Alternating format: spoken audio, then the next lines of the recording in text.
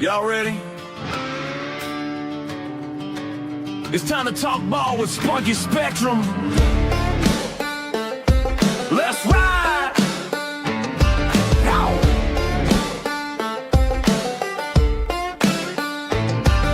Woke up in the morning, coffee in my hand, another season about to start. I'm the fantasy man, scouting sleepers, crunching numbers late at night, building rosters that gon' shine under them lights. From rookie watch to big revenge, I see it all, stacking points while the league's watching me ball. Best ball drafting, no waivers, just pure skill. I'm taking shots, watch the whole league getting killed. Yeah, the grind don't stop, the picks stay high. When the money's on the line, I connect the dots. We're talking fantasy football, best ball drafting deep. Spunky Spectrum spinning, put a league to sleep. 15 grand on DraftKings, cashed it like a king. Now the whole damn country know I run this thing. Yeehaw, raise them up, another W in the books.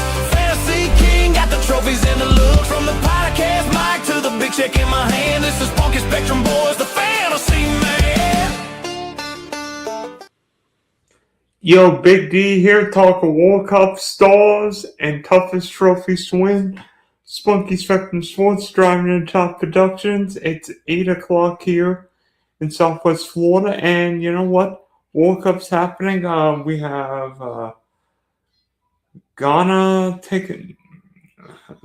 and Panama taking the pitch north of the border, and you know what? There have been a lot of stars the last week at the World Cup. I wanted to talk about a few. Some good, some bad, and some really irrelevant. And, you know, I think we all know who the stars are of these teams. But, you know, we can argue Cristiano Ronaldo, depending on whose side you're on, whether it be Ronaldo or Messi, is the greatest player of this era, if not ever. But over the last few years, Portugal has run into a predicament between how we use Ronaldo to what makes the team better. And frankly, I think it's time that Portugal stops playing Cristiano Ronaldo 90 minutes. I know Cristiano Ronaldo's ego is bigger than his goal scoring for club and country, but I don't think Portugal's the same. Portugal has continuously wasted the prime career of Bernardo Silva, of Bruno Fernandes, and all these great Portuguese players. And now you look at Vitinha, Nuno Mendes, and wonder what's going to happen. Because frankly, you could look at I think Portugal would be better if Ronaldo didn't play. Because this Portugal team is good enough to win the World Cup. I predicted Portugal to make the final. But if Cristiano Ronaldo is going to play 90 minutes every single game, Portugal will not win. I mean, yes, Ronaldo can still score goals. He has more. But Cristiano is not going to track back. He's not going to do the little things. And, you know, I guess that's come to expect from a 41-year-old player. But Portugal's midfield is so great that I think Portugal's got a problem. Portugal's got to do one of two things. Either play some kind of a 4-4-2 with Ronaldo and a second striker, whether it be Rafael Leao, the AC Milan creator, or Gonzalo Ramos, the PSG striker, because Ronaldo, as a lone striker at this point of his career, is not going to work. Now, maybe it was a tough game because DR Congo, like Cape Verde a few days ago, played very, very well defensively, but played two strikers up top. And I think DR Congo actually, despite not having much of the ball, created more than Portugal, while Portugal tried one up in Spain from the last World Cup with all that passing. But you're looking at Ronaldo today. I mean, 25 touches, 3 shots, not really causing a whole lot. And frankly, Portugal didn't create a whole lot, despite having 75% of the ball, which is crazy. I mean, the only save of the game came from Portugal's keeper. I mean, you look at the stats here. Portugal 75% of the ball, only one shot on target, that being the goal, but 724 passes. That's crazy. That is crazy. Meanwhile, you look at the DR Congo, 25% of the ball, two shots on goal. I mean, frankly, despite the passing was a fairly even game. You could argue in many ways DR Congo created better looks. But for a team in Portugal that started with Ronaldo, let me see. I'd start with Bernardo Silva, Neto, Mendes, Vitinha. That team should have created more. I mean, yeah, never scored the only goal, 6 minutes into the game. Then Mesa scored basically on stroke of halftime, but Portugal lacked ideas, lacked energy, and the McFlurry. When's the peanut butter stream? If you bring the McFlurry, if you bring the jelly, I'll bring the peanut butter. and maybe I'll talk about peanut butter when it comes to about England coming up. But Roberto Moreno is a really good manager, but you wonder sometimes. I mean, even going back to the last years, Ronaldo was playing 120 minutes, basically on to take penalties, and today he played 90. I think Portugal's going to have to decide how they use Ronaldo, because Ronaldo's going to play 90, 120 minutes every game. Unless he's going to take penalties, then Portugal's in trouble.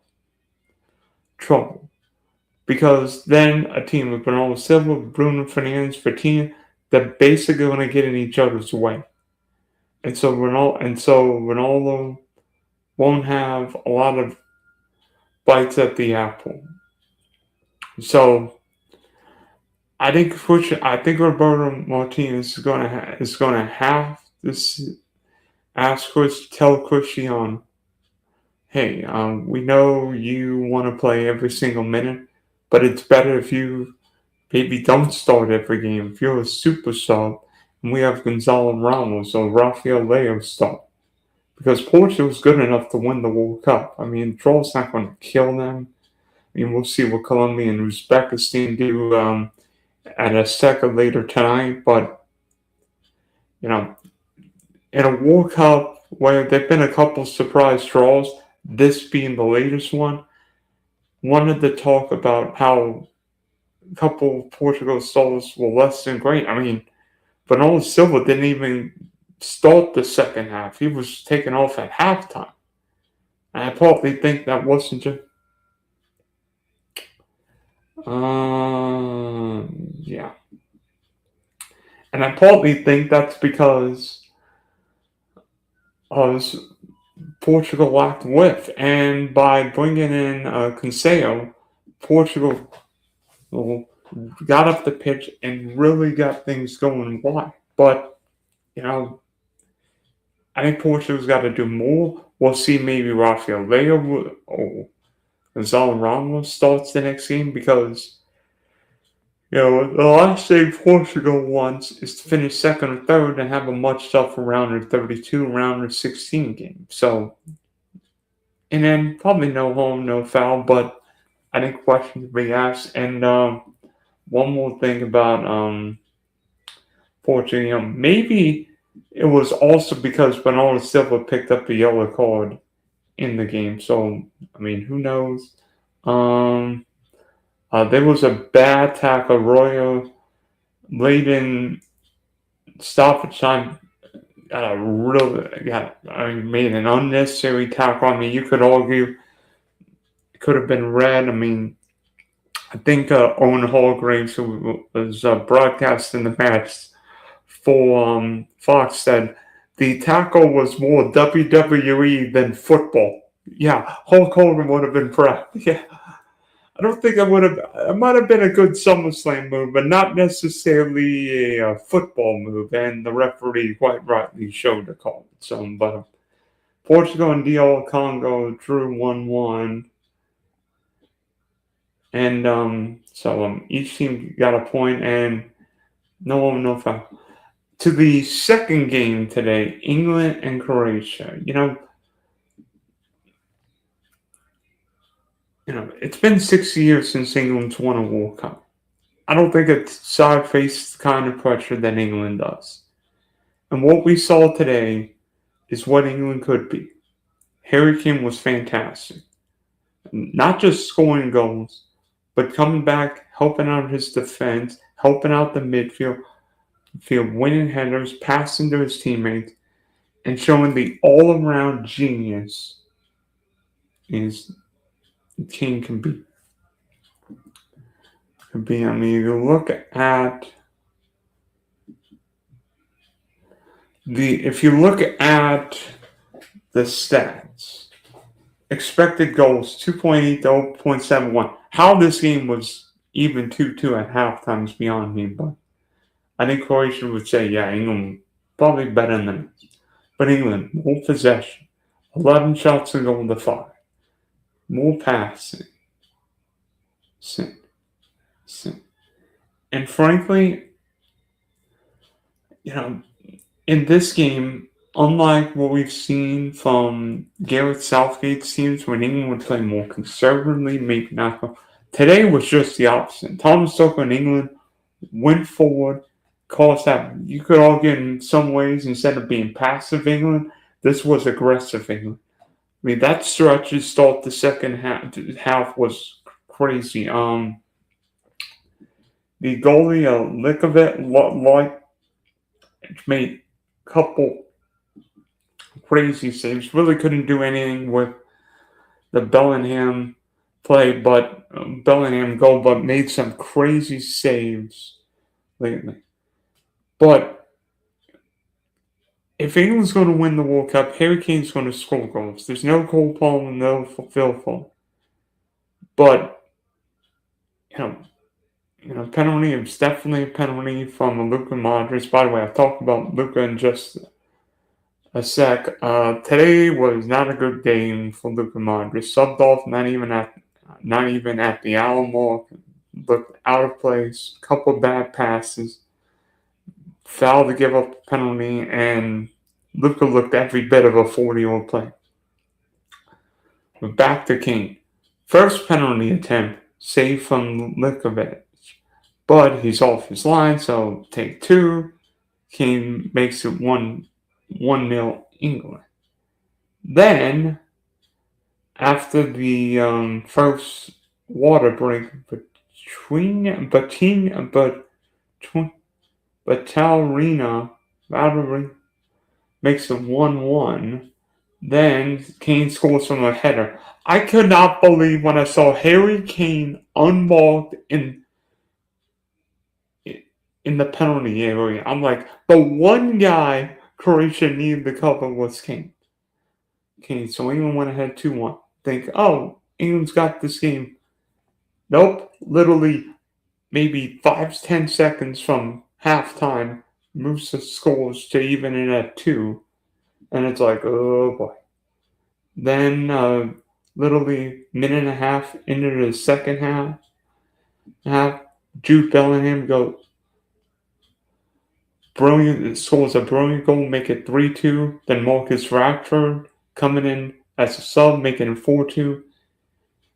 But, England in many ways is going to win this World Cup based on Harry Kane. We all know that. The way Thomas Tuchel has set up this team. If Harry Kane's scoring goals, England can win the World Cup. If Harry Kane stops scoring goals, England's got no chance. So today, against a really good, really experienced, well-coached Croatia side, Harry Kane scored goals. And England won the game 4-2 to different England side than we've seen, but I give it to Tom Stoker. He made some bold changes about the 70th second minute, bringing in Rashford for Gordon, Saka from and Rodgers for Rice. I think played really well. But if Saka's healthy, he's the right winger for England. Radford brought a different different spice on the left side. He really made a difference, and I mean, there are some people who think that Radford should start the next game for England over Anthony Cole. But Radford, doesn't just bring the speed, also brings creativity and a pretty good right foot. And Radford's been up and down. I mean, Rashford didn't make the last Euro squad, but now it's going to play an important role for England. But if England's going to win the World Cup, I mean, yes, Declan Rice cannot get hurt. I don't think England can play without him. But I look at the back end and think John Stones has not played a ton of football this year. But Konsa, Gay, who knows what happens there? Because I think England would rather have, I think Tucker would rather have Stones pass it from the back. But England's going to have to decide, do we want Konsa, Gay, Stones, maybe a back three? Who knows? But, Nico Riley, left back, Reece James. I think there's a chance Reece James can end up in midfield. We'll see, but so far so good if you England. There are questions if England would score goals, be aggressive enough. Some people now say they probably maybe went too aggressive, but a different side of England. So the Three Lions rode a 4-2 win in Arlington. I think they had to Foxborough on Tuesday. And I can hear the England fans probably partying in Dallas, Arlington tonight. Maybe they end up in the same place where all the Scotland fans are. That'd be something. Be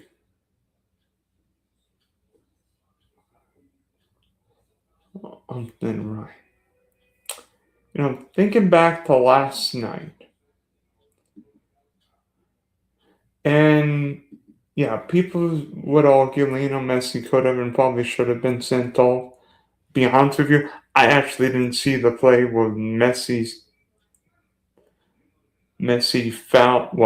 supposedly stomped on the Algerian player. Maybe the referee didn't see it. I have no idea, but nevertheless, Messi gets away with it.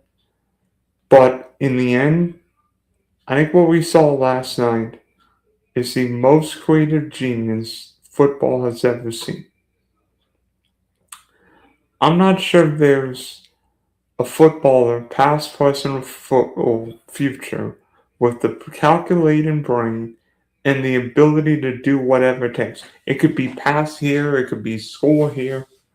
I mean, we know Messi's not what he was 10 years ago, 5 years ago, or even at the last World Cup. That doesn't matter. Father Time might slow down Messi, but we see Messi there in the moment. I mean, scoring a hat trick. First guy to score a hat trick since Cristiano Ronaldo against Spain 2018. And I know Messi would have watched Mbappé and Haaland score 2 goals and thinking, I could do better. Even Miroslav Klose said, yeah, I expect my World Cup goal scoring record to fall by the wayside. Well, Mbappe got 2 last night, so good chance he's got the record. But Lionel Messi tied Klose with 16 World Cup goals. So, the fact Mbappe has got a chance to break the record and probably play in one, if not two more World Cups at least, is something. But again, the genius, the creativity, and in a stadium where Chief fans are used to seeing Patrick Mahomes do the left-handed passes, the craziness. Messi, see, made football easy last night.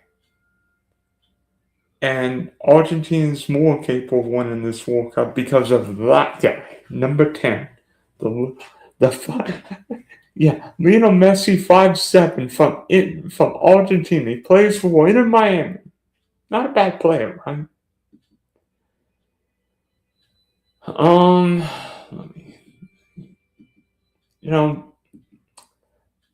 We also saw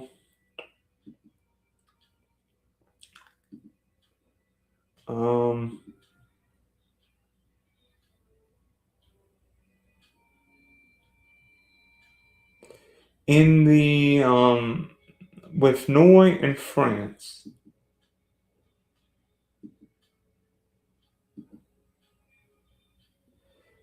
Two guys who will go down as two of the greatest players in their history. Let me see.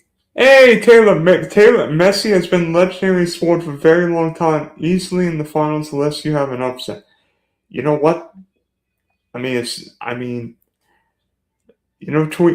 Twee, I don't think you're crazy. The fact Lionel Messi can do it, and I think Argentina has played enough with and without Messi where it frankly doesn't matter.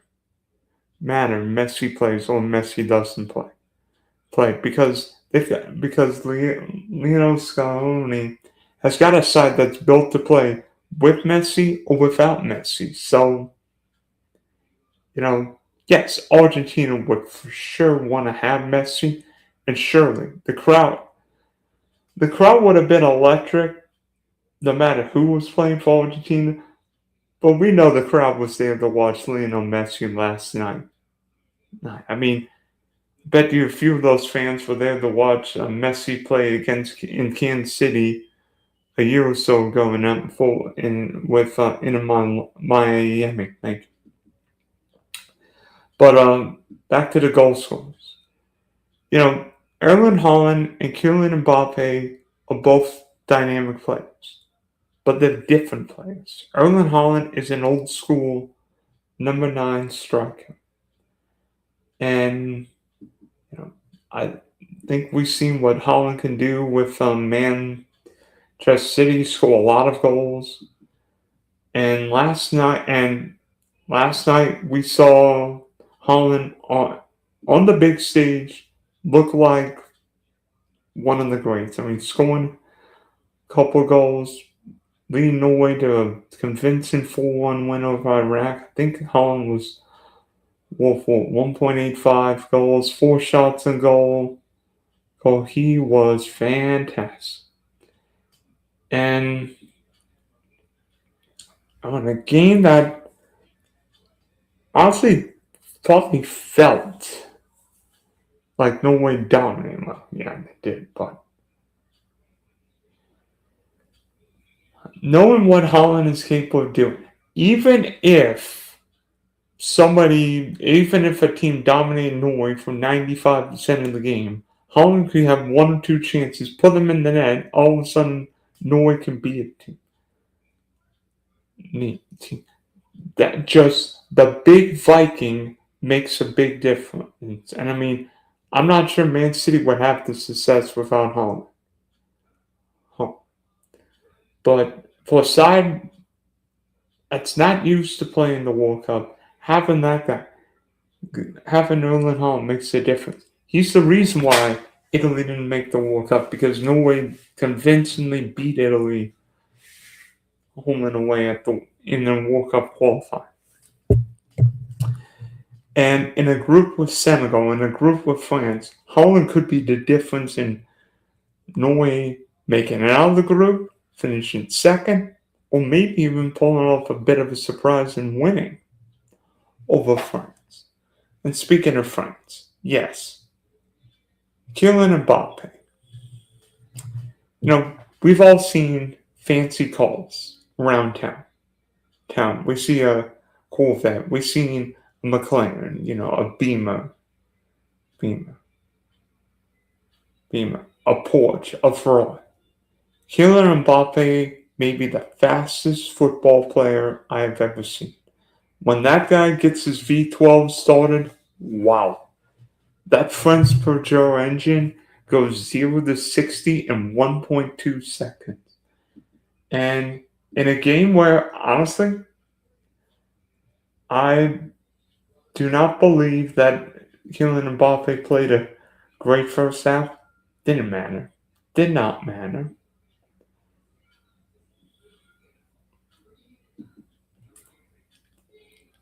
Man, I mean, France got up 3-1, and Mbappé was everywhere. Everywhere in the second half. In the 66th minute, and then scored late in stoppage time. In a game that, frankly, France did not really create much the first hour or so of the game. And then all of a sudden, Mbappe turned on the afterburners and scored 4 really good goals. And with this French team, I don't think the team's got France's depth, particularly up front. And they were questioning, can Mbappe be the leader? Mbappe can be the leader and score a lot of goals. And what Didier Deschamps has got at his disposal, a bunch of thoroughbreds, and just figuring out how to harness it. Because this French team's good enough to win the World Cup. They're the favorites for a reason. Kylian Mbappe is now in sight of the World Cup goal scoring record. That's if Lionel Messi doesn't beat it. And the crazy thing about Mbappe, this is only his third World Cup. Messi needed 6 World Cups to tie Miroslav Klose. Mbappe's done it in 2 World Cups and a game. So, goodness knows what would happen if Mbappe gets another 2.5 World Cup.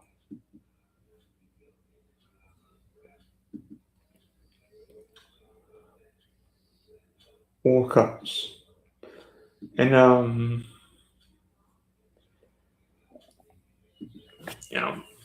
it's going to be interesting to see what happens when France plays Iraq next. And then I think the French close out a group with Norway. If both teams get 6 points, but either team rests guys. I mean, France might be able to rest guys, but Norway, would Norway rest Erling Haaland? Against France. Of course, France might be able to say, yeah, we'll rest these guys. We'll play Turkey. We'll play all the other reserves who would solve any other team outside 1 or 2 at the World Cup. You notice the jersey? Let me see if I can show you. You notice the jersey?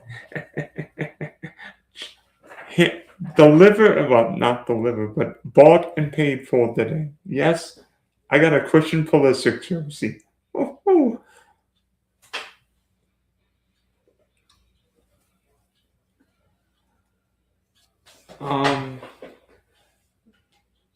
Hopefully, CP10's ready to rumble against Australia on Friday, because I think Australia will try and make us come to them. We'll have to break down the Aussies, but I think it'll be a tough test. I think it'll be a fun test in Seattle. And I'm intrigued to see what happens there. And I want to see what Colombia does at Azteca, especially at the altitude tonight. we hit 30 minutes,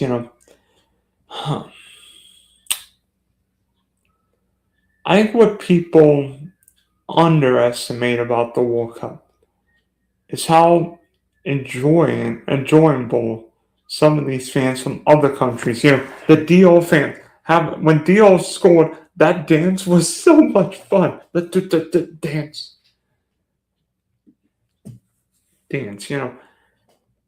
even a side like Cape Verde. I mean, Cape Verde's goalie went from, people not even knowing his name to now having, 4 or 5 million fans followers on Instagram. It's just crazy what these unheralded storylines could do. And I think in the next few days, weeks, between now and July 19th, there will be more storylines. Who's going to be that next hero? Could somebody, maybe that guy, put the U.S. in a quarterfinal, whatever, or a semifinal? Maybe, Harry Kane could lift England to its first World Cup in 60 years. Could Lionel Messi do what no country has done at the World Cup since Brazil in 58 and 62? Heck, for that matter, could Carlo Ancelotti lead Brazil to its first World Cup in 24 years?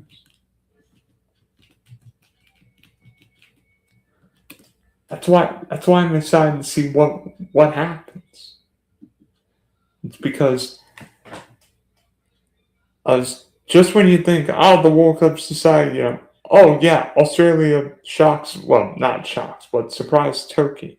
Cape Verde with one of the most improbable draws we've ever seen. DR Congo drawn with Cristiano Ronaldo and Portugal. What's next? Before we go, I know you look at the title here and says Dylan's history of sports, World Cup stars, but toughest trophies to win. I wanted to spend a few minutes more on the toughest trophies to win in sports. Because, there are a lot of famous trophies. It doesn't matter if hockey, football, baseball, basketball, whatever sport.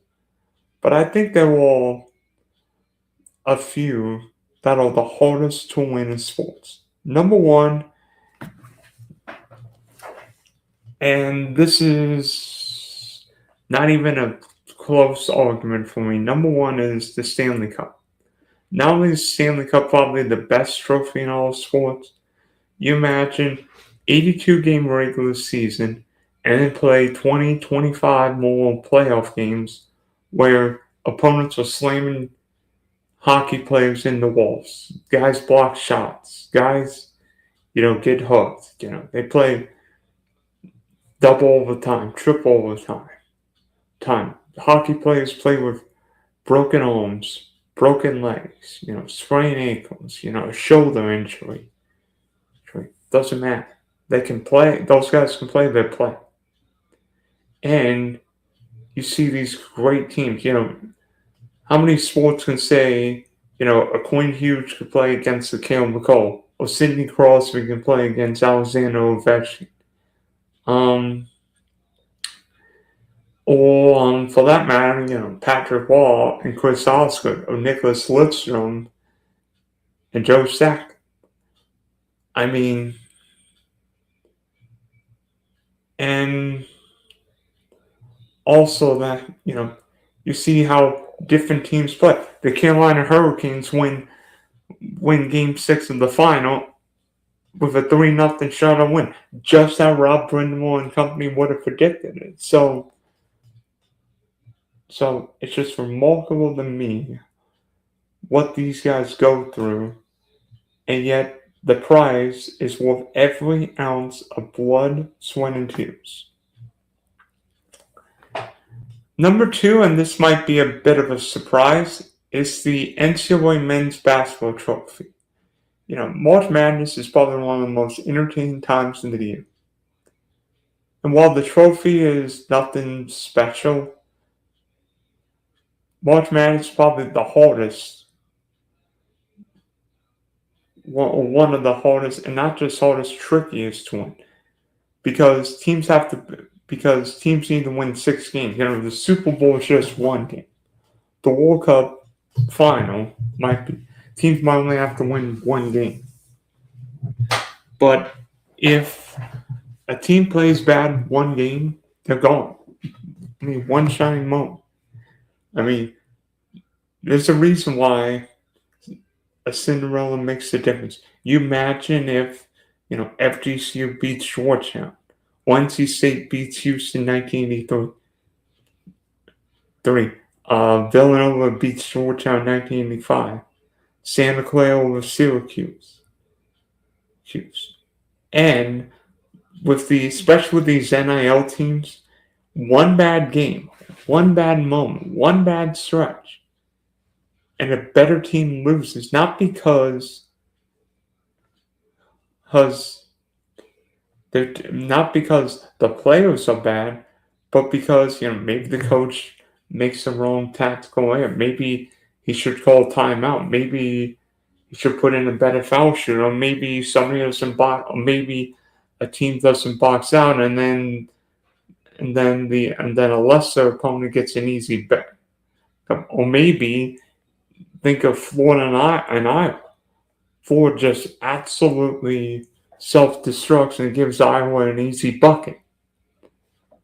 It's just crazy.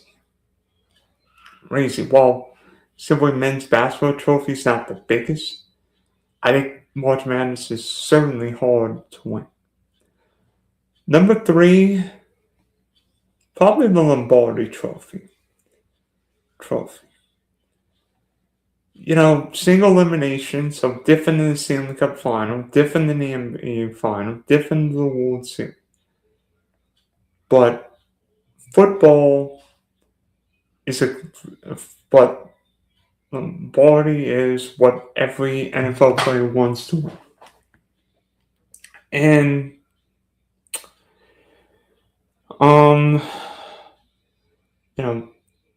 NFL season longer than ever. 17 games, probably going to 18. But these guys, start in May, June, July, and go to February. And football's hard. Football's violent, physical.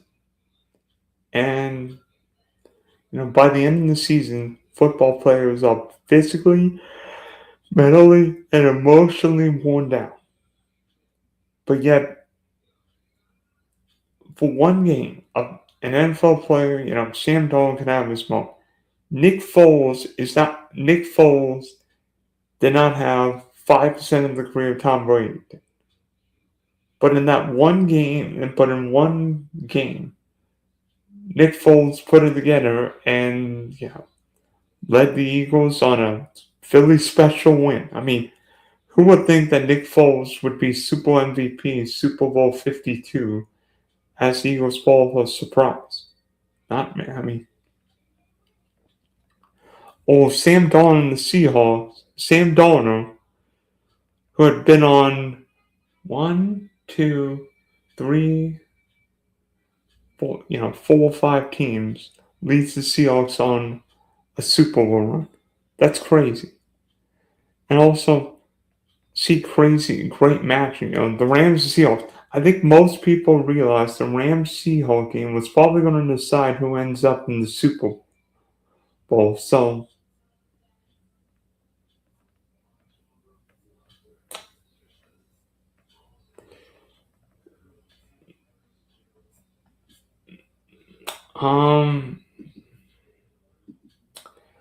it's just to me that crazy that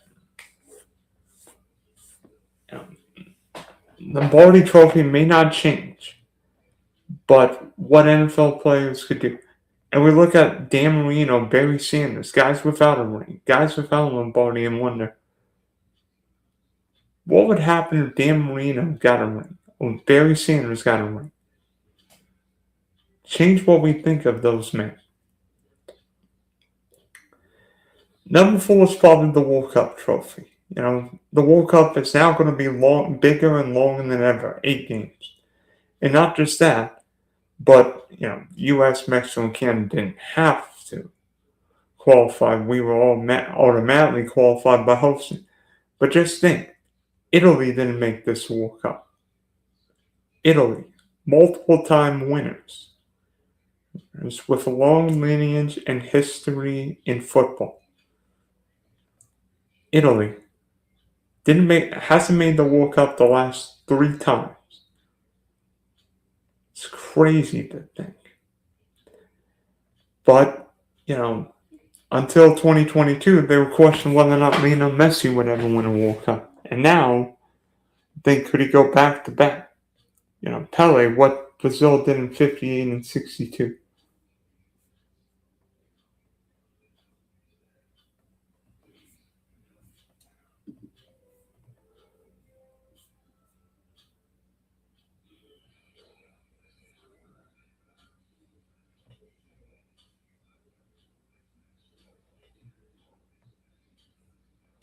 Um, you know,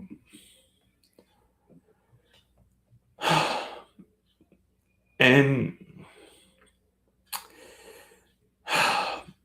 I want, games could go 90 minutes, games could go 120 minutes, games could even go to penalty. Doesn't matter.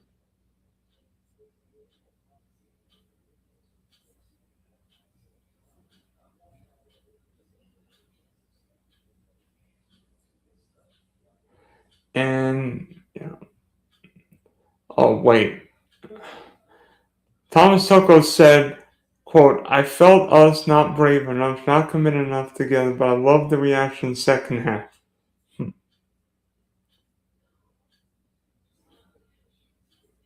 know what?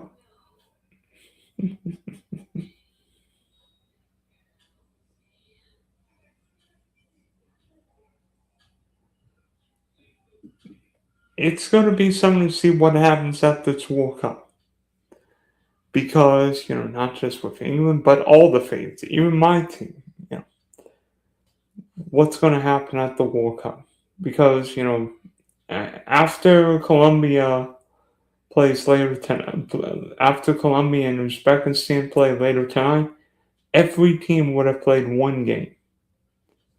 So, who's going to win that last game, July 19th, at MetLife Stadium? Because the World Cup trophy is one that we all like to win. I don't care if you're American, French, German, English, Portugal, French, Argentine, Brazil. We all want to win that World Cup. So, it's been 43 minutes. Thank you for listening to Dylan's History of Sports, World Cup Stars, and Toughest Trophies to Win. The Big D is signing off. For now, I will be back with a recap to the USA-Australia World Cup match Friday afternoon here on the Driving the Top Productions and Spunky Spectrum Sports YouTube pages. But for now, this is Dylan signing off for now. I'll probably be in another draft shortly.